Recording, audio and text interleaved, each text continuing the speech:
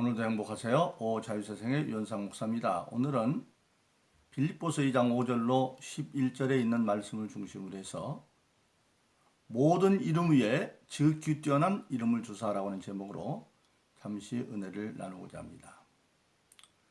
오늘 저 여러분들 세상에 있는 모든 사람들은 할 수만 있다면 궁극적으로 자기의 이름이 지극히 높은 자리에 올라갔으면 하고 다 원합니다.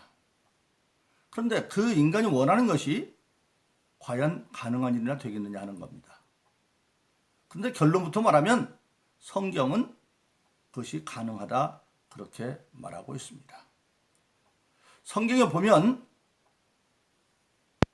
모든 이름에 지극히 뛰어난 이름을 하나님이 주신 분은 궁극적으로 우리의 구주신 예수 그리스도십니다. 그런데 그 예수님처럼 우리도 궁극적으로 그리 될 수 있다고 성경은 말씀하고 있습니다. 예수님이 얼마나 지극히 높은 자리에 올라갔느냐? 예수님이 부활하시고 40일 동안 땅에 계시다가 승천하시면서 마태복음 28장 18절에서 그렇게 선언합니다. 이제 나에게 하늘과 땅과 모든 권세가 나에게 주어졌다. 하늘이나 땅이나 땅에는 모든 것들의 권세가 하나님 아버지로부터 예수님께 주어졌다. 그렇게 말씀하셨습니다. 근데 오늘 본문의 말씀 빌립보서 5장 9절로 10절에도 그 말씀 또 이렇게 기록되어 있습니다. 이러므로 하나님이 그를 즉 예수님을 지극히 높여 모든 이름 위에 뛰어난 이름을 주사 하늘에 있는 자들과 하늘에 있는 자들 즉 타락하지 않은 천사들과 그리고 이미 예수 믿고 낙원에 가 있는 영혼들이죠. 하늘에 있는 자들과 그리고 땅에 있는 모든 자들과 지금 땅에 있는 우리 모든 육신을 꾸는 인간들이나 모든 피조물들과 그리고 땅 아래 있는 모든 자들 음부에 있는 악한 것들까지라도 악한 영들까지라도 다 모든 무릎을 꿇게 해주셨다 그렇게 말씀하고 있습니다. 그래서 예수님은 지금은 하나님의 뜻대로 모든 것을 이루었기 때문에 이제 예수님은 하늘에 있는 것들이나 땅에 있는 것들이나 땅에 있는 모든 것들이 예수님 앞에 무릎을 꿇는 그런 권세 있고 영화로운 존재가 주어져서 모든 이름에 지극히 뛰어난 이름이 예수님에게 주어져 있다고 하는 사실입니다. 그런데 우리가 요한계시록 3장 21절에 보면 놀라웠게도 예수님이 그렇게 말합니다. 라오디게아 교인들의 신앙을 점검하고 책망을 한 주에 만일 너희가 신앙에 이기면 나와 함께 보좌에 앉게 될 것이다. 그렇게 말하고 있습니다. 예수님께 보좌에 앉을 것이다. 즉, 그 순간 이게 뭘 말하고 있습니까? 지금 예수님이 최종적 하늘 보좌에 앉아있는 그 자리는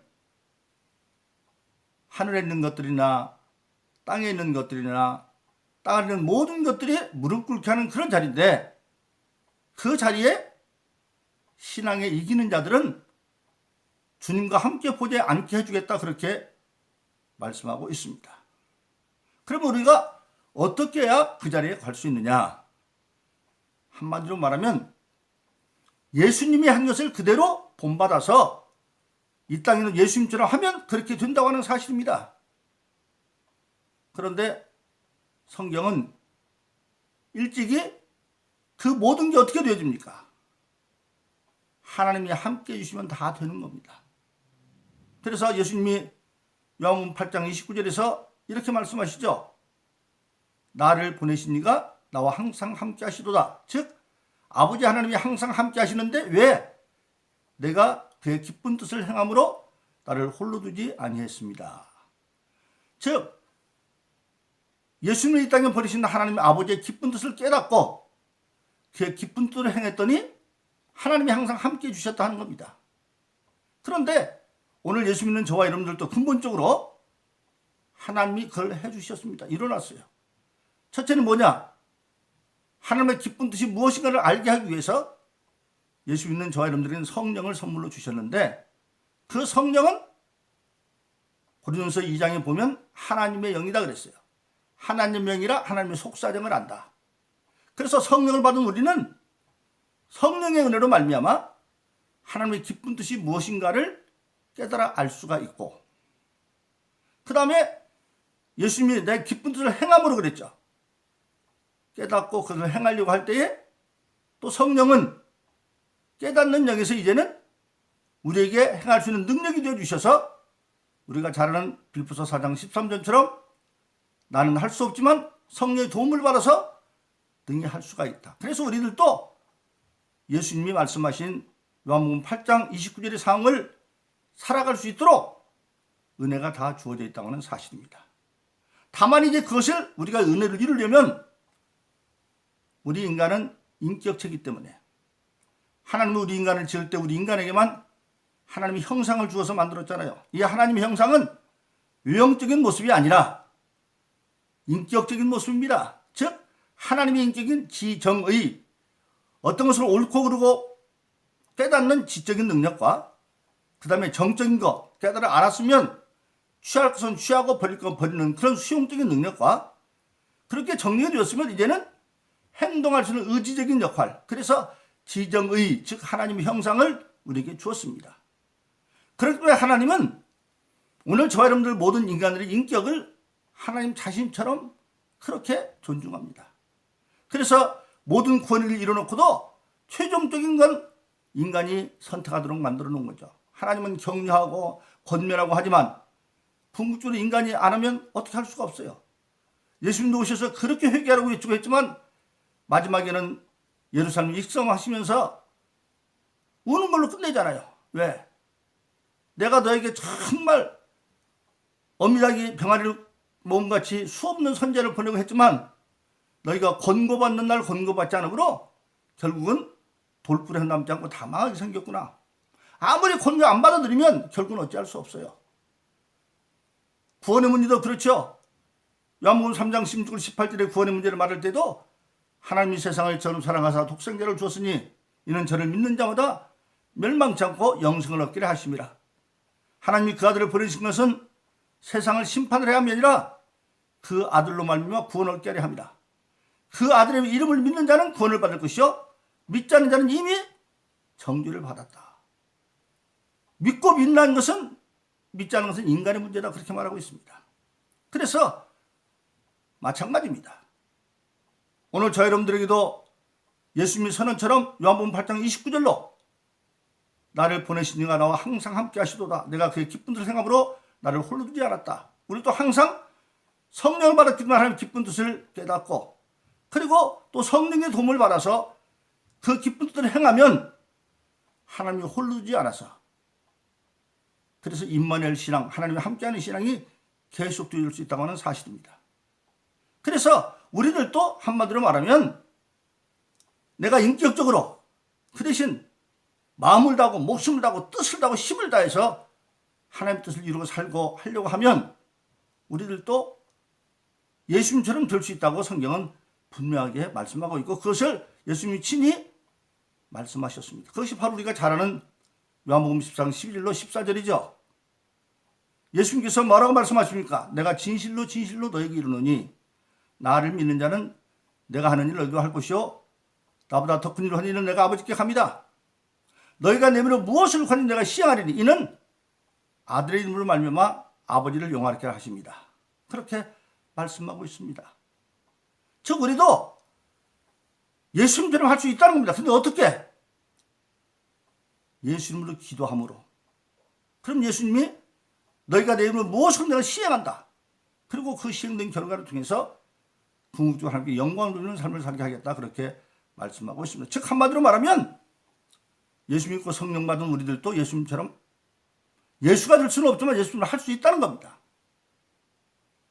그런데 성경에 보면 하나님의 율법을 완성하는 게 가장 어려운 게 뭡니까? 사랑이죠. 근데 예수님이 마태복음 5장에서 그 당시의 율법의 해석을 뒤집어 버리죠. 그 당시에는 이는 이로 눈은 눈으로 원수는 원수로 그랬는데 예수님이 뒤집어서 핍박하는 자를 기라고 원수도 사랑해라. 율법을 재해석하는 겁니다. 그것이 바로 예수님이 요한복음 8장 31절로 32절에 선언할 때 너희가 내 말이 가면 내 제자가 되고, 그 내 말이라는 게 바로 뭐냐면 예수님이 해석한 재해석된 말씀입니다.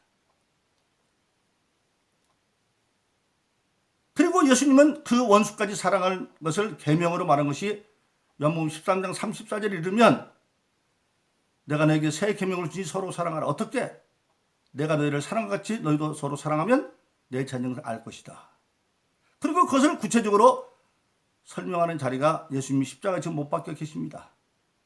그 고난 가운데도 예수님은 고난을 참는 것으로 끝나는 것이 아니라 여전히 그곳에서 자기의 사명을 감당합니다. 그 가운데 십자가에서 첫 번째 하나님께 하는 7마디 가운데 첫 번째 말이 뭡니까? 자기를 십자가에서 조롱하고 비웃고 그러는 사람들을 향해서 속죄 기도를 하지. 아버지, 저들의 죄를 저들에게 돌리지 말았죠. 용서해 주세요. 왜? 저들이 하는 짓이 지금 뭔지도 모르고 저러고 앉았다. 즉 그들이 예수님을 비웃고 비방하고 그런 것은 겉으로 보면 대세는 사두개인들한테 사주받아서 한 것 같지만 마귀가 그를 붙잡아서 하는데 자기들이 지금 무슨 짓을 하는지 모르고 저러고 있으니까. 즉 그건 뭘 말하고 있습니까? 사람 사이의 원수가 되고 핍박하는 자가 되는 것이 겉으로 보면 그 사람이 하는 것 같지만 사실은 그 속에서 역사는 마귀들이 하기 때문에, 그래서 로마서에 보면 우리 인간은 하나님의 뜻대로 행하는 의의 변개가 될 것이냐 아니면 마귀의 뜻대로 사용하는 불의의 변개가 될 것이냐. 그 불의의 변개가 있는 인간들, 원수가 되고 핍박된 자를 변화시키려면 뭐가 필요합니까? 하나님의 은혜의 능력이 필요하죠. 그 하나님의 능력이 임하는 게 기도잖아요. 그래서 원수를 위해 핍박하는 자로서 기도하고 원수 사랑하라. 최고의 율법이 이루어지는 자리입니다. 그래서 예수님이 일제 마태복음 20장에서 율법과 선지자의 대강령은 마음을 다하고 목숨을 다하고 뜻을 다하고 힘을 대서 하나님을 사랑하는 것도 이와 같이 이웃을 내 몸처럼 사랑하겠다고 말씀하신 것이죠. 그것을 예수님만 이뤘으면 그건 예수님이나 하는 일이 하겠죠. 그런데 스데반이 똑같이 돌마다 순교하면서 똑같이 그렇게 하지 않습니까? 주여 내 영혼 부탁합니다. 저들의 죄를 저들에게 돌리지 말아달라고. 스데반도 똑같이 예수님처럼 하죠. 즉 예수님이 한 일을 스데반도 하잖아요. 그리고 그런 원수를 사는 데까지는 가지 않았지만 근본적으로 우리 모든 사람들은 예수님을 본받을 능력이 있다. 근데 데살로니가 1장 6절에 보면 놀라운 일이 벌어지죠. 데살로니가 1장 6절은 뭐라고 말합니까? 너희가 극한 환난과 고난 가운데 우리와 주를 본받는 자 되었으니. 즉 데살로니가 교회는 바울과 실라와 디모데가 가서 개척한 교회죠. 3주 만에 개척한 교회인데 그 데살로니가 교인들을 향해서 환난과 핍박이 굉장히 많은데도 예수님을 본받은 교회가 되어졌는데, 그들을 말할 때 바울이 데살로니가 교회에서 말한 겁니까?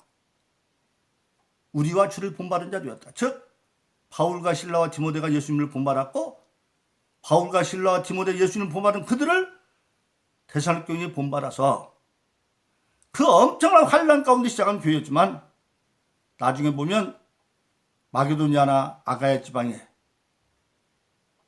유명한 교회가 되어서 두말할 것이 없는 그런 교회가 되어지고, 고린도서 8장 9장에 이르면 그 가난했던 극한 가난 가운데 있던 교회들이 하나님의 뜻대로 열심히 헌금하고 봉사해서 나중에는 가장 축복받은, 재정이 넘치고 교회에서 가난한 자를 돕고 그렇게 넘치는 축복받는 교회가 되는 것을 우리가 알게 되어지는 겁니다. 그래서 오늘 저는 한마디로 말하면 우리들도 성령 받았기 때문에 우리가 인격적으로 결단 많으면 마음을 다하고 목숨을 다하고 뜻을 다해서 나도 주님처럼 되겠다고 목숨 걸고 신앙생활하면 예수님을 본받아 살 수가 있고, 그렇게 되면 우리들도 예수님의 약속대로 필경은 계시록 3장 21절에 말한 것처럼 주님과 함께 보좌에 앉혀지는 존재가 되어서 모든 인류의 지극히 뛰어난 이름을 우리도 예수님으로 은혜로 누릴 수 있는 궁극적인 천국의 존재가 된다고 하는 사실입니다. 그런데 오늘 본문의 말씀은 그렇게 하면 구체적으로 어떻게 해야 되겠느냐? 다른 게 아닙니다. 오늘 본문 5절로 빌립보서 1장 2장 5절로 8절에 보면 첫째로 그러려면 너희가 예수 그리스도의 마음을 품어라. 성령으로 말미암아 예수의 마음, 좀 전에 말했던 인격적으로 지정의 무엇이 하나님이 기뻐하는 뜻이고 그걸 알았으면 그걸 받아들이고 행하고, 그래서 우리들도 예수 그리스도의 마음을 품어서 예수님의 기쁜 뜻이 무엇인가를 알아서 우리가 주님의 말한 것처럼 뜻이 하늘에서 땅에서 이루어지라, 그걸 담당을 하고 이제 깨달아 알았으면 두 번째는 뭡니까? 자기를 비워 종의 모습으로까지 복종해라. 하나님의 기쁜 뜻을 알았으면 아는 것을 끝이는 것이 아니라 종은 주인이 말하면 군더더기가 없죠. 얘밖에 없죠. 예수님은 실제는 하나님의 본체시고 동등했지만 그가 이 땅에 오셔서는 마귀의 종이 된 인간의 종된 것을 구해내기 위해서 자기 자신 스스로 인간으로 오셔서 종의 모습으로 하나님에게 순종했다고 하는 사실입니다. 그리고 실질적으로 예수님께서 십자가에 못 박혀 돌아가실 때 가룟 유다가 예수님을 팔았는데 은 30이 바로 건장한 노예 한 사람의 몸값입니다. 그러니까 그를 비워서 노예처럼 비워놨고, 그리고 마침내는 십자가에 못 박혀 돌아가시는데 세 번째로 십자가의 죽으심까지 복종했다. 십자가형은요, 로마 법으로는 당시의 노예들이나 이방인들을 사형에 처할 때나 십자가형을 했고, 그리고 유다법에서도 아무나 십자가에 나무에 못 박는 게 아니었어요. 신명기 21장 23절에 보면 하나님의 저주받은 자들을 나무에 달았다 그랬고, 그래서 그 나무에 들는 시체는 밤을 새우지 말아라. 그러면 땅에 더럽혀진다.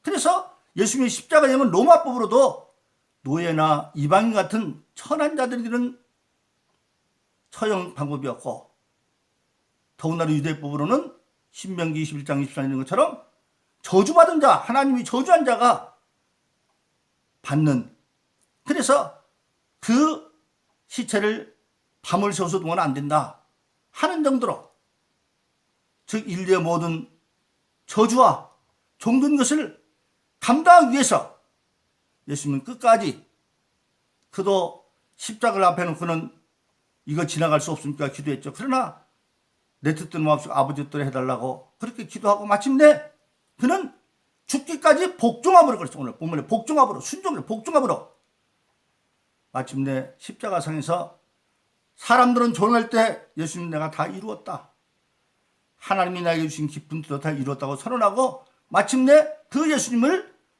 하나님이 삶 안에 살리셔서, 죄 없는 것에 살리셔서, 죄가 없으니까 로마서 6장 23절에 죄의 값은 사망인데 예수님은 죄가 없는 분이기 때문에 그를 하나님이 살리셨고, 죄 없는 예수가 우리를 죽었다는 믿음으로 우리는 구원받고, 그리고 마침내 그 예수님께 마태복음 28장 18절처럼 하늘과 땅의 모든 권세를 주고, 오늘 본문에 있는 말씀처럼 하늘에 있는 것들이나 땅에 있는 것들이나 땅 아래 있는 모든 것들을 무릎 꿇게 하는 그 영화로운 존재가 되게 만들었다고 하는 사실입니다. 그런데 그것이 우리들도 예수님으로, 예수님처럼 살면, 근본적으로 요한복음 14장 11절 14절은 믿는 자가 예수님 안에 한도에서 살 수 있다고 그랬고, 그리고 구체적으로 빌립보서 4장 13절은 나는 할 수 없지만 그 하나님의 깊은 걸 깨닫게 된 성령께서 능력을 주셔서 내게 능력을 모르는 걸 할 수 있다고 말씀했습니다. 그래서 저와 여러분들도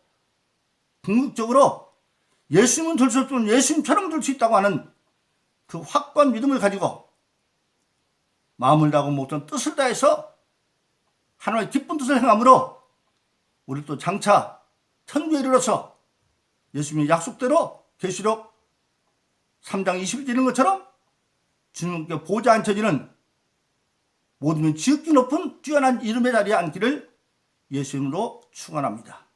오늘도 행복하세요. 오 자유세상의 유현상 목사였습니다. 감사합니다.